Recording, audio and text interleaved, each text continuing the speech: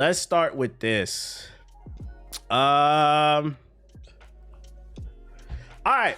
So first batch of articles. The first thing we're going to talk about, ladies and gentlemen, Splitgate is in trouble. Now, for those who don't keep up with the news, a couple weeks ago we had the Summer Games Fest press conference, which is the replacement for E3 ran by Jeff Keighley. And during the show, Splitgate launched. So to celebrate, the CEO paid hundreds of thousands of dollars to get on stage and promote his game.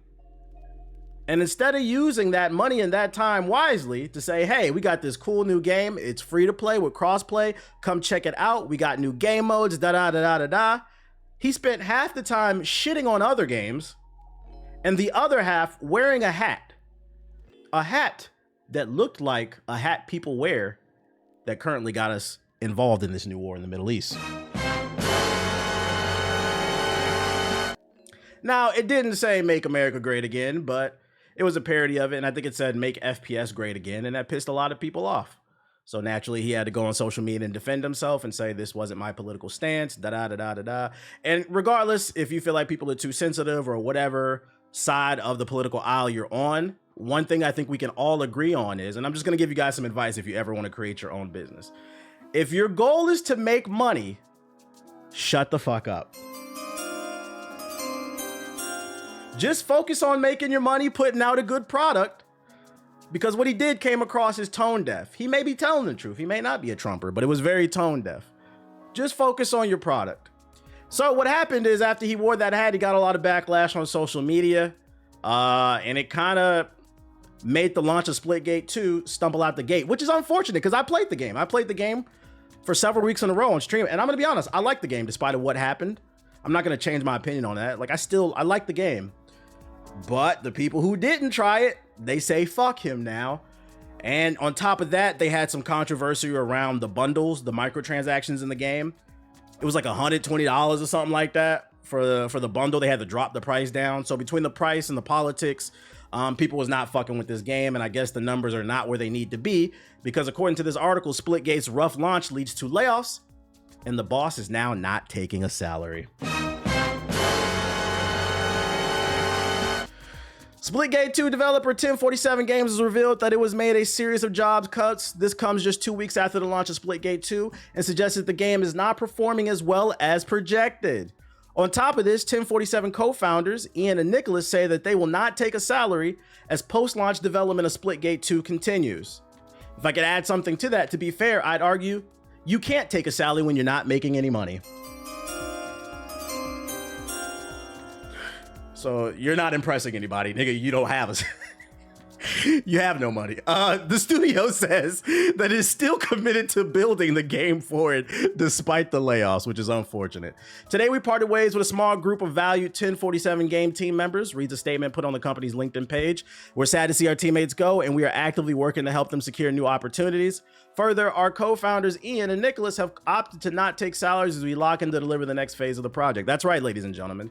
When you don't shut the fuck up and just focus on putting out a good product, trying to be funny, it affects your employees. I would be pissed if I was a former employee to them, because you worked years on this game really hard. Someone just resub. It's unfortunate to see what's happened to this game, because the first Splitgate was good. It kind of had its own little niche audience for like 2 years. Then a couple big streamers played it. It got super popular. And then unfortunately, at the peak of its popularity, when it went crossplay and it came to console, Halo Reach came out and it was free to play and it killed the game. So I always felt bad for Splitgate. But I gotta say, man, you're now 0 for 2.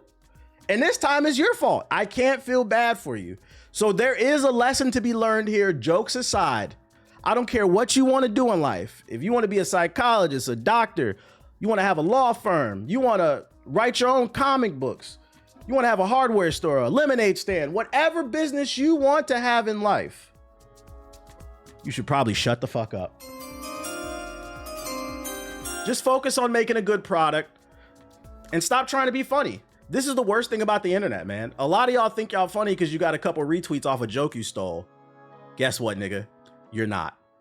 Anyways, next topic, MindsEye. They're back in the news. MindsEye developer Build a Rocket Boy begins the layoff process amid disastrous launch, the studio sources say. This one is less surprising. I mean, the game fucking sucks. The only person who likes it is in the chat right now. His name is Siggy Guns. If you haven't been keeping up with MindsEye, aka, oh, can you hit the pokey? Yeah, I got you. Nigga, you ain't funny. Only lame niggas say that shit. That was for the 1047 group for Splitgate 2. MindsEye, aka Pink Eye, is not selling well because the game is launched in a buggy state. Terrible frame rates, T-poses everywhere, glitching through the map. The gameplay is just horrible. The story is horrible. The visuals are horrible. Just all around. A horrible game reminiscent of the early 2000s, an era a lot of you forgot about. But Pink Eye, it seems like because it's selling so bad, there are another layoffs, which is unfortunate. Build a Rocket Boy has confirmed IGN's report that the redundancy process has begun at the studio, issuing a statement that failed to say how many staff may be affected. It must be bad if they're afraid to say how many people got fired. We can confirm that we have had to make the painful decision to notify our hardworking team of some internal changes at Build a Rocket Boy. While we are working to reassign roles for as many of those impacted by the changes as possible, sadly, we are initiating a formal consultation process that may result in redundancies. This decision has not been made lightly, and we are committed to handling this process with transparency, fairness, and respect for all employees. We will provide further details to the team over the coming weeks. And I really feel bad for, you know, jokes aside about Pink Eye, I feel bad for the developers. Imagine being a kid that's fresh out of college. You got your degree in game development, and it's hard to get a job in any field because the unfortunate thing about work is in order to get work, you need experience, but you can't get experience unless you can get work. So a lot of times it's you just begging somebody to give you a chance. And when you finally break through and you get that chance, imagine this is the first major AAA game that you've worked on. And the main reason you signed on board is not only did you need work, but you got word that the former head producer of Rockstar Games is working on this game. You're thinking this is your big breakthrough. And then you get there and you see nothing but mismanagement. The higher ups are not listening. Deadlines are not being hit. And because of it, and they're not listening to feedback as well from the team. And because of it, the product fails. I can relate to that. Ladies and gentlemen, I just subscribed G4 TV.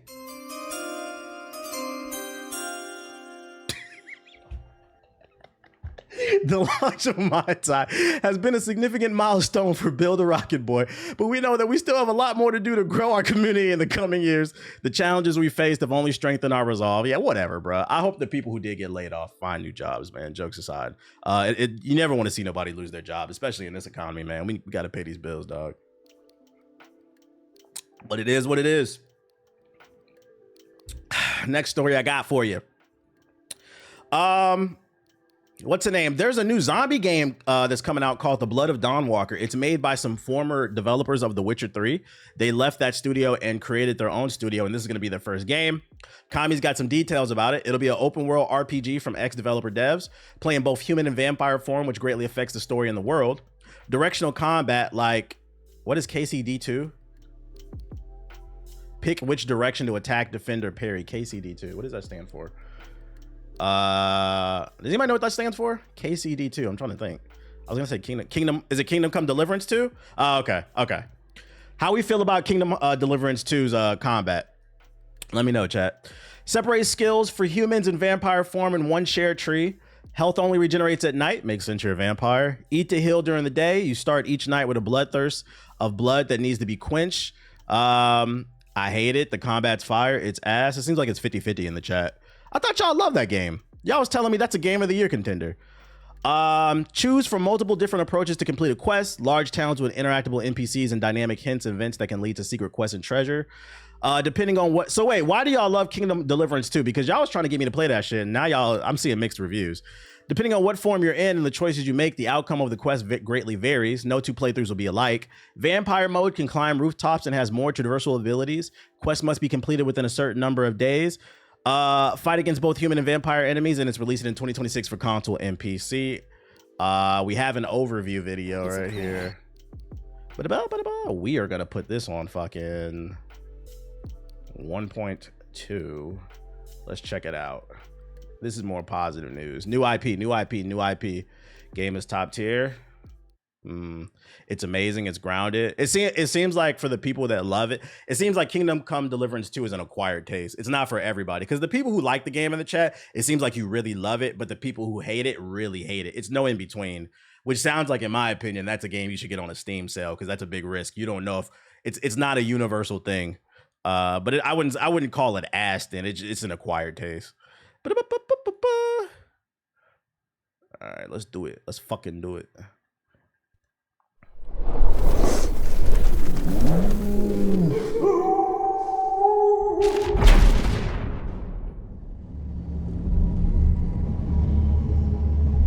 You're not gonna like it? I wasn't gonna play it. I don't really like that medieval shit like that.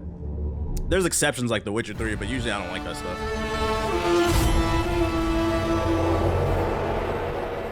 Hello, my name is Daniel Sadowski and I'm the design director at Rebel Wolves. I would like to welcome you to the Blood of Dawnwalker summer gameplay video. Our game is a story-driven, open-world dark fantasy RPG set in medieval Europe. The game is currently in pre-beta stage, and what we are going to show you is just a part of one of the mid-game quests. It's a really cool story involving legendary swords and a haunted almshouse, but today we'll focus on showcasing our gameplay systems. We're starting on the outskirts of Svatro, the game's largest city and the capital of Vale Sangora. From here, we could head anywhere the eye can see, explore ancient ruins or sabotage vampire blood transports. But it's not just about where or when you go.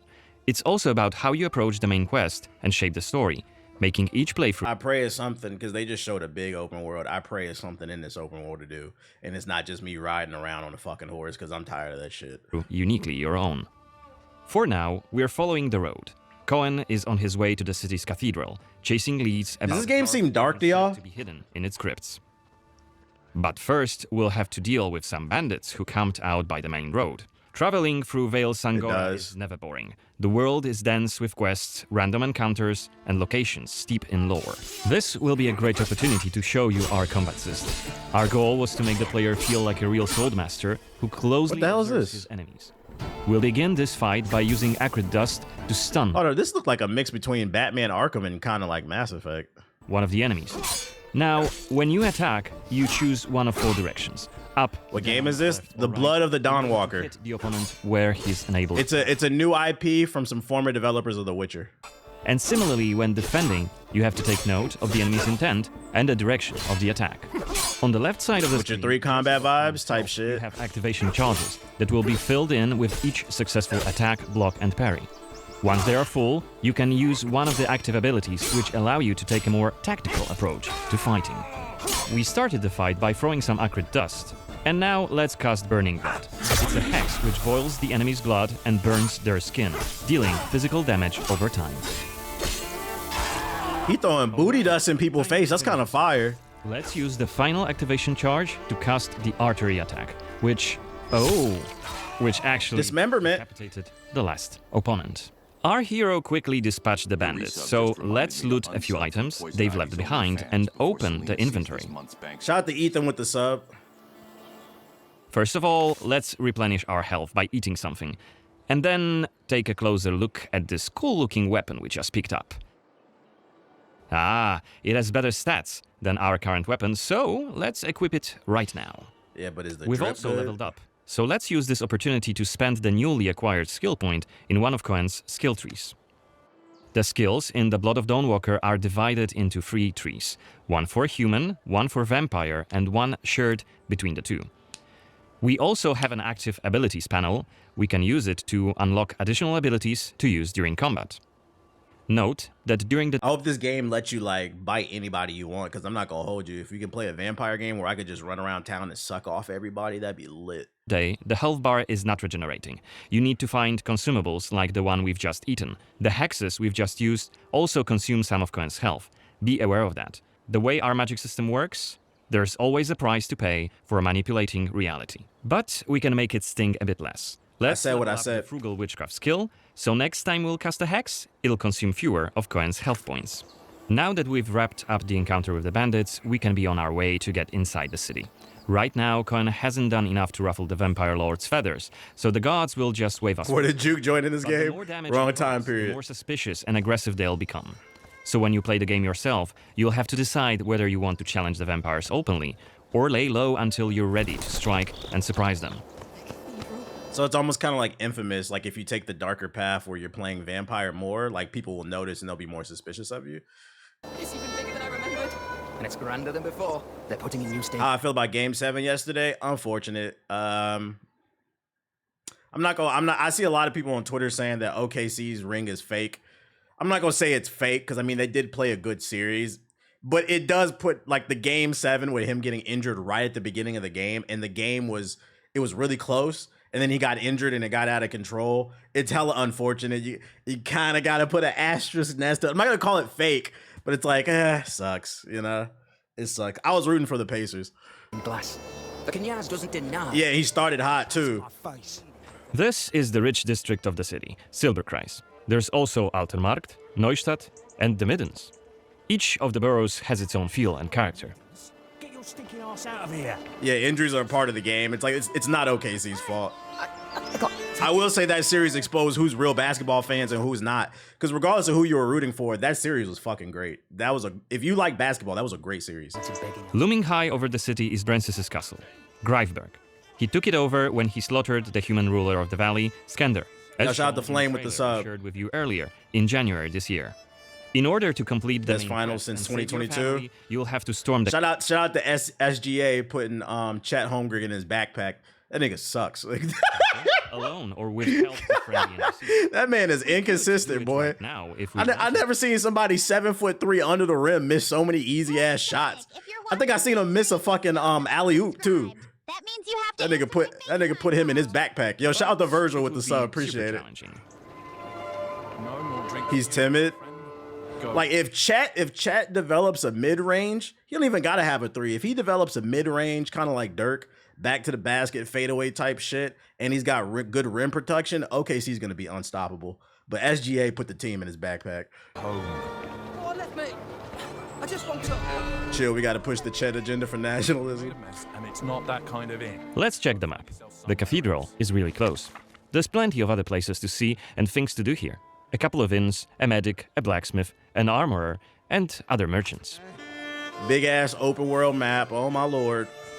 You can I saw the that KD only trade. Vampires came out of the shadows. I'll be honest, I don't care. Like, KD hasn't done anything since he left.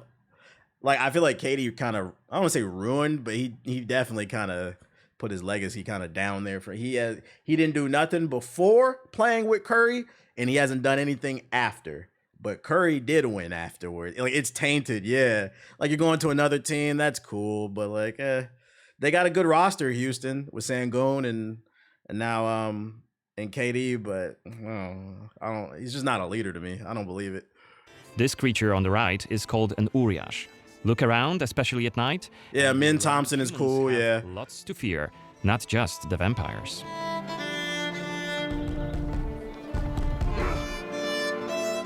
And here we can see guards pounding on some poor guy's doors. What is it about? Because it's the face. Yes. Singing songs that mocked him and the friend. I'll change. Hey, if he wins with Houston, though, I'll change my opinion on him. I'll say that much. Told you this nonsense. Was it Livia? It's just one of many different community scenes we're implementing in the game. Watch them closely. I don't care about all this walking, bruh. Come on, man. Show some action. You scared? Go to church. The baptism of a newborn is a solemn moment, doubly so. A new life joins our flock, bringing happiness to its parents and to the congregation. This nigga called Kevin Durant in the chat a basketball mercenary. I don't know why that's so funny, bro. A basketball mercenary is crazy, bro. He goes to the highest bidder. Natus ex sanguine est, alitur sanguine, et in sanguine morietur. How you even get your hair like that? Ego te baptizo in nomine Dei. Amen. Bro, the smaller YouTubers getting hate just for calling the Switch 2 mid. Be careful. I don't care. It's the internet, bro. It's a piece of plastic. There's nothing a nigga could ever say to me on the internet. I would just turn my fucking computer off. I'm talking about, and especially a Nintendo nigga, not no Yoshi hat wearing ass nigga.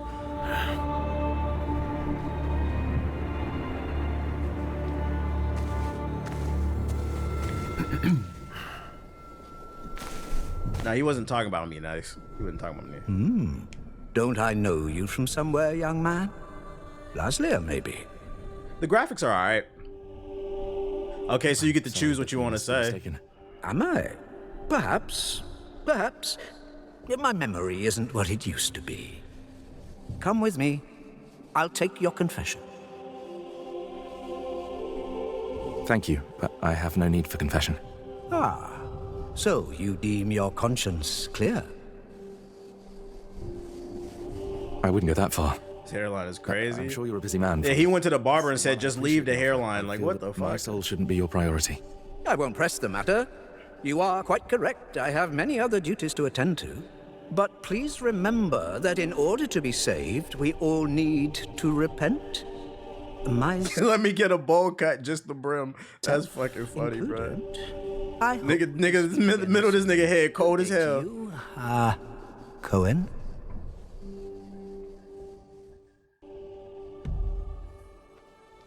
What we saw right here was just Nah, he sat in the barber chair and said, let me get the hula hoop. Let me get the Saturn cut. many cutscenes we recorded for the game, which smoothly transitioned into a dialogue scene.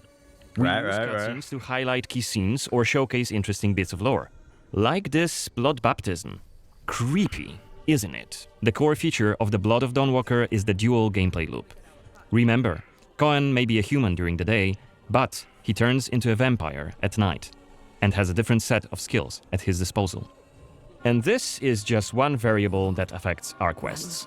Depending on when you tackle a particular quest, what choices you've made earlier, whom you befriended, or whom you've angered, your gameplay and story experience will be very, very different. We like that, we like that. Complex structure with multiple possible paths leading to the end goal.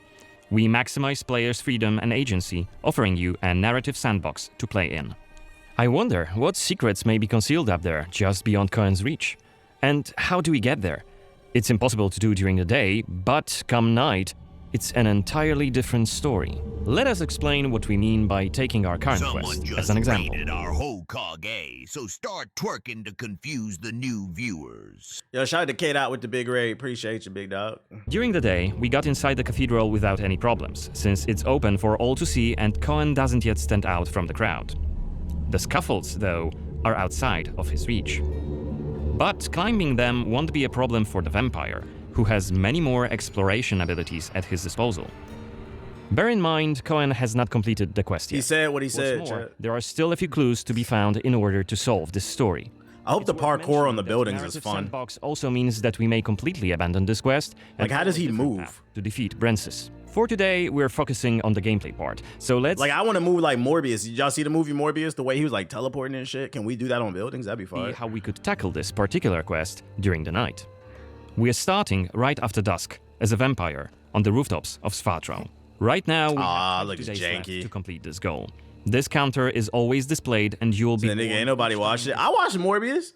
Don't disrespect Morbius. Morbius is the #1 ranked movie on Apple TV the year it came out. Don't do that. Pushed forward. So you have to be aware of the time, and it's more of a reason... Yeah, they need to pull the camera back, I feel like. As a vampire, you'll see and experience the world from a different perspective. You can travel quickly and easily access places beyond the reach of regular humans. Shout out to Eli with the sub. This is Shadow Step, a unique vampiric ability. So you can do a little teleport. To jump to almost any place within his reach. Now, let's take a good look around. Yeah, so good it came out twice in theaters. This ability highlights objects of interest and loot. And there is something right here. This time, it's just some items to grab, but on other occasions, who knows? You It's just a dead body on the roof. Nobody got that big. might come across a hidden quest. Looks like our health is quite low. This is because, as a vampire, your health bar also... As long as you can keep teleporting, I'm cool with the parkour in this. It could be better, but... Like, I wish it was a little bit more flashy, but as long as it's easy to get across the roof, that's cool. Yeah, the jump animation is kind of mid. Presents your hunger level, and you start each night thirsting for blood. Remember, you have to quench this appetite in order to make full use of your vampire abilities, and rein in your monstrous nature around NPCs. Otherwise, you may end up draining someone important, which may lead to unpredictable consequences. We'd better feed then. Maybe on someone who is standing all alone. Like this drunkard. Every night you gotta suck somebody up. Let's grab him and use Voracious Bite ability. Unless you lose control due to hunger, you get to decide how much blood to drink. You can drain just a bit and knock your victim unconscious, or go all the way and kill them. And if you're adamant you don't want to hurt innocent humans, you can drink from animals and some other creatures. Finally, we are at the cathedral, but it seems to be closed for the night, and the entrance gate is well guarded. Let's find another way in. He ain't going to the plasma center. What game is this? The Blood of Dawnwalker. It's a new game, some former Witcher 3 devs.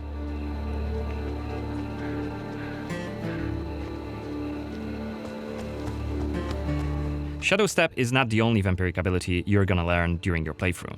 Cohen can also use Plane Shift to scale walls and even ceilings smoothly. Okay.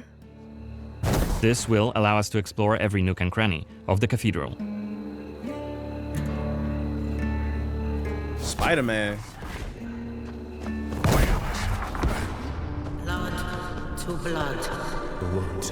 Bro, why is this shit so dark? Is that Voyeur's Xanthe? What the hell is she doing here? It's got to be the YouTube video. Is that a ritual for the blood gods? You shall want for nothing. They're covering up the old paintings. Why? One of the workers must have left it. Seems that the cathedral complex is quite big. The main building, cloisters, inner courtyard. The entrance to the crypt could be anywhere. Won't get anything done just standing around. Still. This was a scene investigation, a mechanic we used to zoom in on and showcase key clues. This time we had a chance to learn more about the vampire's plans. Looks like they're keen to cover up the old frescoes, so that's something we could take a look at. This way we could learn more about the cathedral's past. Who's doing the voice acting? Oh, I don't know. This is the first time I've ever really shown Looks the like gameplay. we aren't alone here. Underneath us, there's a group of blood guards. Soldiers hooked up on vampire blood, which makes them stronger. And What the one hell? of Princess's vampire allies.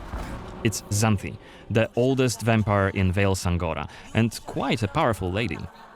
Let's descend and check what's going on. They like vampire version of Bane.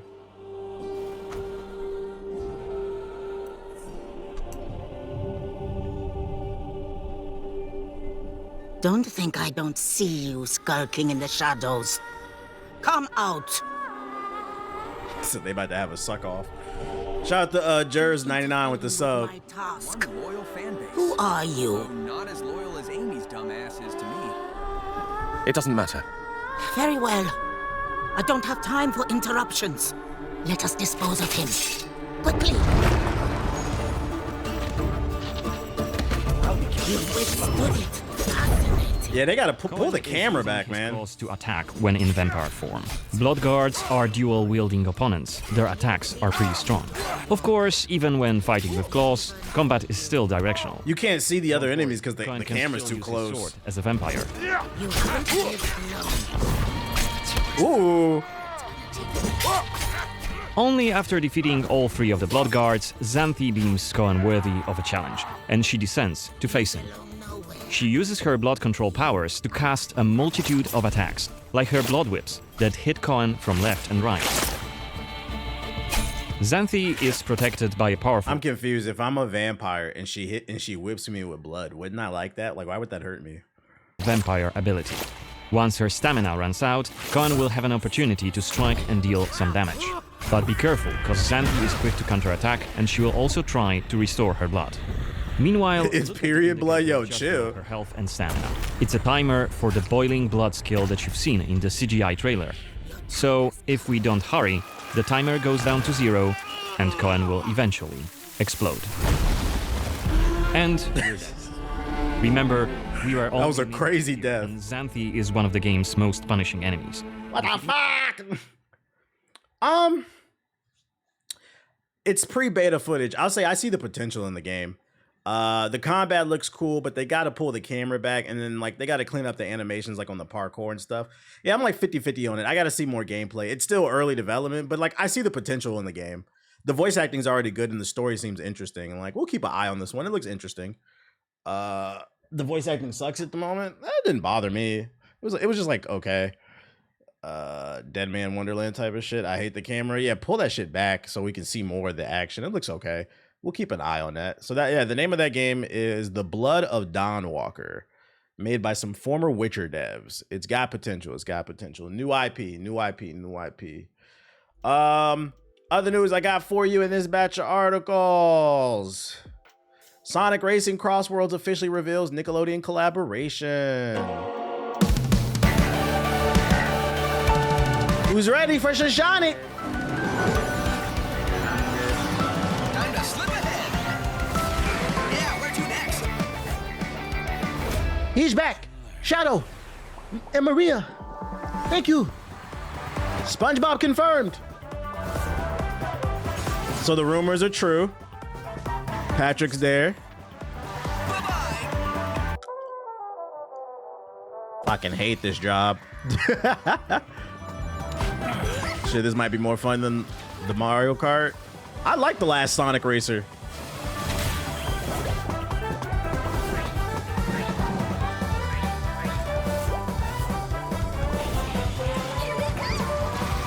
Yo, Nickelodeon's wild for promoting Tyler this weekend. I saw that on my TikTok For You page for the Kids Choice Awards. It's not that Tyler's there. It was like the song, because it's supposed to be a Kids Choice Awards. And in the video, they were promoting the Make You Sweat. I'm like, bro, she like half naked. Isn't this a kids award show? Like, what the fuck?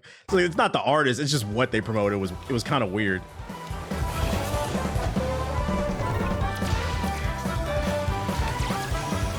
You ready to race?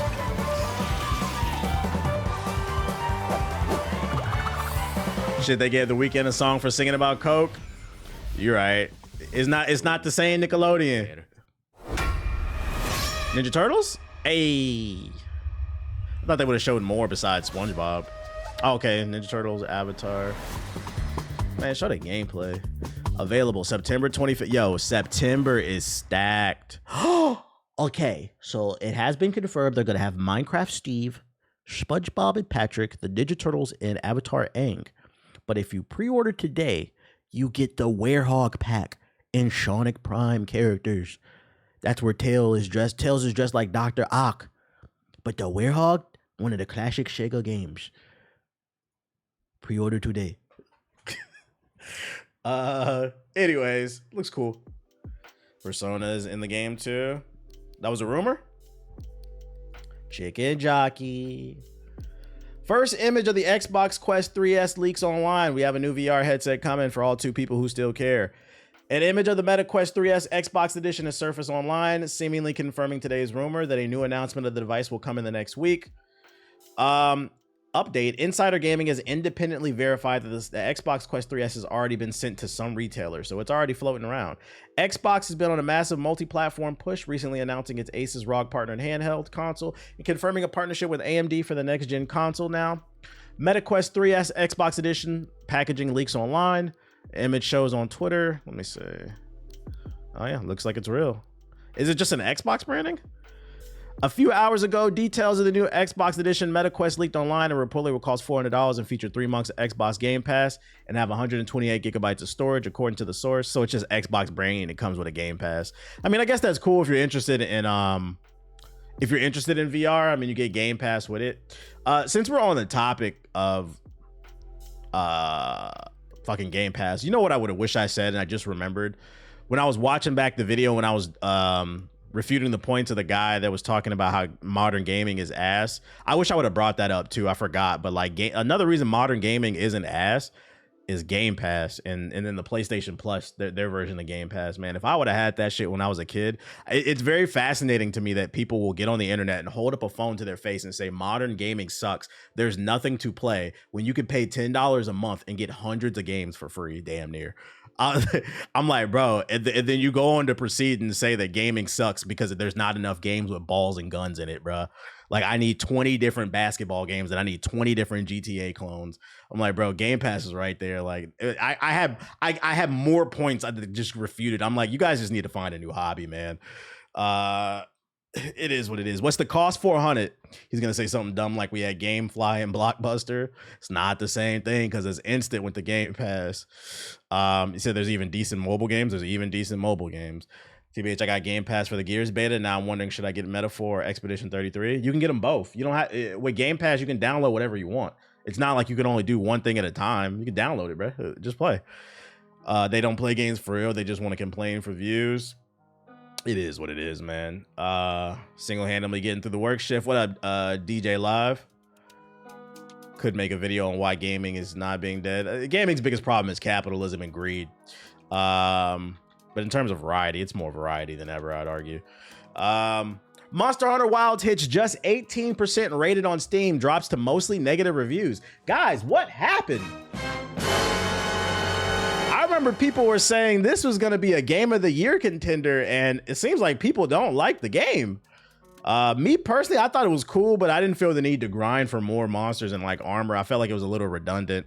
Let's see what they're saying. Monster Hunter Wilds is not doing well, at least not on Steam. This open world game, the latest entry in Capcom's hugely popular series, has seen its Steam reviews plummet. Monster Hunter Wilds' recent rating is down to overwhelmingly negative, and 2018's Monster Hunter World has more concurrent players than Wild. What? Am I sponsored by Xbox? No, I'm not sponsored by Xbox, bro. Y'all gotta stop doing that shit too. This nigga just give a positive opinion about Xbox? Oh boy, that's another problem too. Like, am I sponsored by? I would have to legally say I was sponsored by them. I would get in trouble.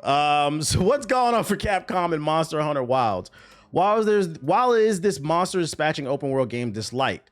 The problem stem from Monster Hunter Wilds' apparent performance. It is. So some of the negative reviews do criticize the game's controls, and the others accuse it of being dumbed down compared to Monster Hunter World. The people who are hardcore Monster Hunter fans, do y'all agree with that? You feel like it's too dumbed down? Let me turn this. I feel like it's a little loud. Thanks for knuckle fucking that follow button. Okay, turn that down a little bit. Bad in-game and less friction. So it wasn't just me. So I just felt like there wasn't enough in-game content. Moving your camera to that area of the camp, too bad. 12 FPS for you. Asking Gemma to make a new weapon. Here are some game freezes and UI glitches. So they still haven't patched the game and made it run better. That's unfortunate. And then they dumbed it down. The fact that 7-year-old Monster Hunter World runs better, looks better, and won't crash compared to this honestly is just sad. To be fair, wasn't Monster Hunter World unoptimized when it first came out? They probably had patches that came out in the last 7 years. It's been 7 years since the last one. Meanwhile, there's 1 million concurrent console players. Do you have a link to confirm that? Because from my understanding, there's no way to actually track online console players. Do you have a link to confirm that? Otherwise, I'm not going to believe that. I know there's 1 million concurrent players for Rematch right now. Does this rating affect your game draft with the GI crew? That's a good question. I'm going to have to put that in the group chat and see. I didn't pick this game. I think Watts did. The lack of personality compared to previous games. Okay. It's not a good look. You might be itching to wield the best Monster Hunter Wild weapons, but frame rate drops. That's going over the same shit. You get it. Yo, fix the fucking game, Capcom. This makes me a little worried for that new Onimusha game, man. Is that shit going to be optimized on PC? Because if not, I'll just get the console version. This happened to Rise and World, so in 7 years it'll be optimized, unfortunately. I don't know why they're so bad at PC ports. That's unfortunate. So if you're looking to try the game, get it on sale, because right now it's not in the best state. Onimusha is level-based, not open world. Well, something being level-based has nothing to do with optimization. I played games that were optimized and were level-based. Optimization is just optimization. So yeah, Onimusha could be in a bad situation too. Why are companies so intent on releasing unfinished games? I've talked about this on stream before. I think a lot of times we as consumers look at it from a place of malice or poor intent, like they're trying to put out a bad product. I can't speak for every company, but I do think for mostly Japanese studios, the issue is talent. What a lot of Japanese studios, they make games. You got to keep in mind, all the main consoles come from Japan. They mainly make games for consoles, so they're just not used to. You gotta keep in mind, like, PC gaming is mainly an American, European, and then South American market, but PC gaming is not as big in Japan. So I actually think it's more of a talent issue. So I think the better thing to say is I would rephrase the question to, if you have all this money as a corporation, why don't they focus on bringing in talent that knows how to optimize games for PC? I think that's the better question. Why continue? And that might be Japanese work culture. I know with Japanese work culture, when you get hired, they just work at that company for the rest of their life. But it sounds like these companies need to start hiring outside talent to teach them how to optimize games better for PC. But I genuinely don't think it's, if it's for the West, you could argue malice, but I think for Japanese companies, it's more of a talent issue. I think biggest PC market in Asia is South Korea. Correct. Yeah, that's the biggest PC market. But like in China, it's mobile games. So yeah, like in Japan, they play PlayStation and Nintendo, and they go to arcade still. Like PC's not big over there. Xbox ain't big either.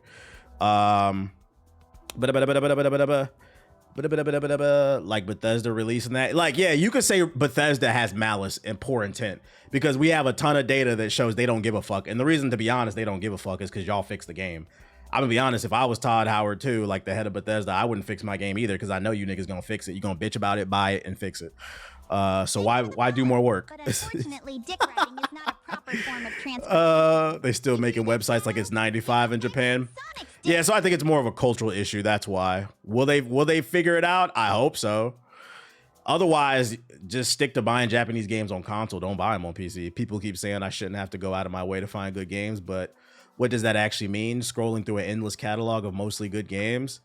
I know for a fact because y'all say it in the chat all the time. Like, most of you guys don't even have to go through endless scrolling to find good games. Because I know for a fact, a lot of y'all say in the chat, y'all be trying to put y'all friends on to good games and they refuse to play them. I think I have a TikTok. Is it this one? No, it's not this one. I have a TikTok about that shit, actually. Hold up. Let me, where is it at? I might as well bring it up now. TikTok. No. I know I saved it. I might have forgot to put it in the notes. Here, let me go back in here. I know I had a TikTok about that shit. That's a TikTok. It was this one right here. It's this right here.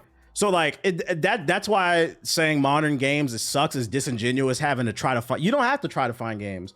I know a lot of y'all say it in the chat. Y'all be trying to put y'all homeboys on, but for some reason they act like this. He perfectly described it, so I had to save this video because it was funny.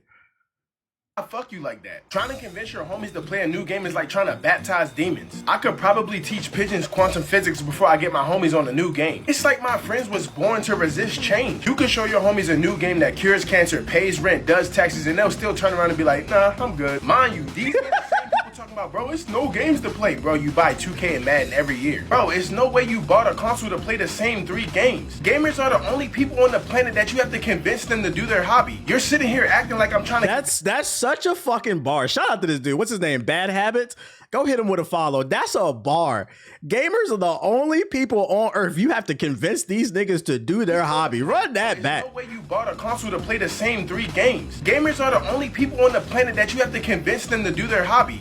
That's facts. People who love movies, them niggas got that movie pass at AMC for $22 a month. They be watching movies you never heard of. People who love books, they in Barnes and Nobles Monday to fucking Friday. People who love music, they buying vinyls. They running blogs. They putting you on the music. But gamers, they sit on the internet and say ain't no games because it don't got a ball or a gun in it, bruh. Now listen.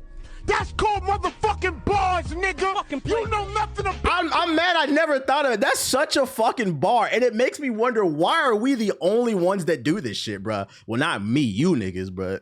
The Sinister Six. Bro, I'm over here acting like I'm asking him to stop Sozin's comment. If I walk up on a crack Sozin's comment to try this new strand, he's not finna think twice. Why would I fuck you like that? You really think I'm trying to put you on a trash game? I wasted my money. I told bro, hey, you should try this Souls game. They fun and challenging. He gonna say, nah, it looks boring. Bitch, you're on 2K. You didn't even try it. I deadass be in the party playing solo games while everyone else playing 2K or Warzone. I could deadass teach a caveman witch Link before getting my I got you on a new game. And you know what? Going back to that argument about modern games being suck. Here's another point I thought about.